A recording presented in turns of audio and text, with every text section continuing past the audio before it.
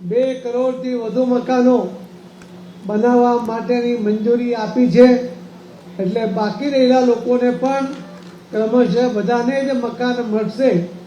માનનીય પ્રધાનમંત્રી મોદી સાહેબનું કહેવું છે કે એક પણ વ્યક્તિ એ પોતાના ઘર વગરનો નહીં રહેવો જોઈએ।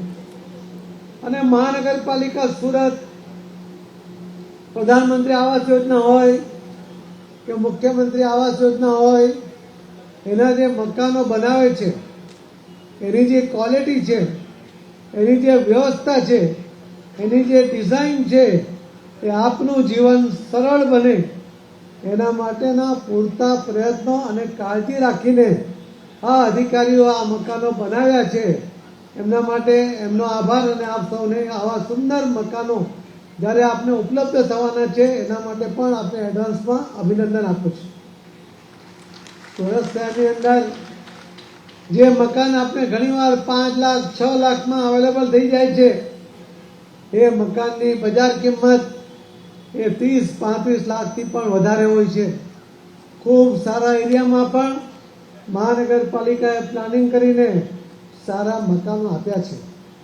મોદી સાહેબના આવ્યા પછી લોકોની આ ઈચ્છા કે મારું પોતાનું મકાન હોવું જોઈએ એ પૂર્ણ કરવા માટે માનનીય પ્રધાનમંત્રી મોદી સાહેબે કમર કસી અને એના કારણે આપને મકાન મળતા થયા છે।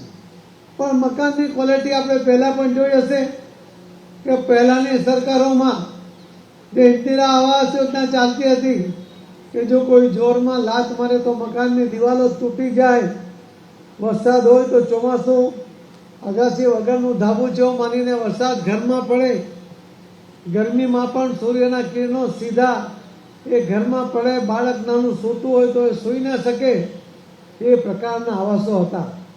એ આવાસો એટલે સામાન્ય માણસોની એક મજાકરૂપ હતા।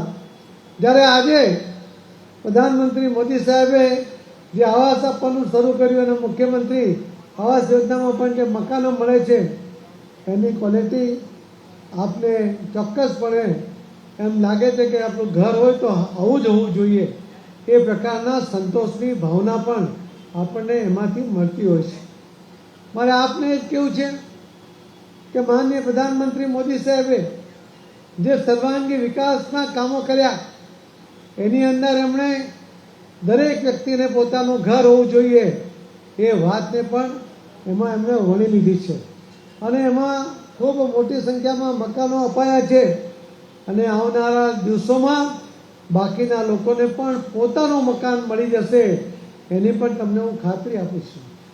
લાલ કિલ્લા ઉપરથી 2014માં જ્યારે મોદી સાહેબે ટોયલેટની વાત કરી, સ્વચ્છતાની ઝુંબેશ શરૂ કરાવી, ત્યારે વિરોધ પક્ષોના નેતાઓ મજાક કરતા હતા કે મોદી સાહેબે ટોયલેટ માટે લાલ કિલ્લા પરથી બોલવું પડે છે।